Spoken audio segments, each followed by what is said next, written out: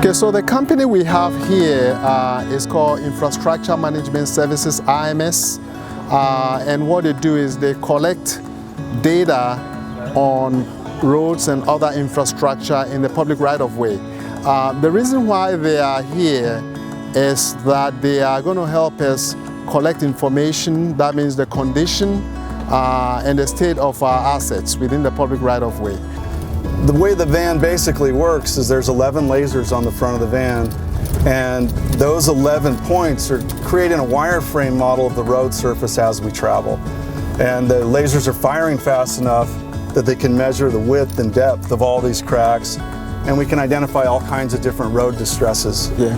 So this is technology at its best, you know, that the information that we need can be collected in a very short period of time, probably no more than 3 weeks. And this is the modern way of collecting data on your assets. So it's a first time for Pasco, and it's going to help us really make sure the taxpayers' dollars we are getting, we are using it wisely and cost effectively.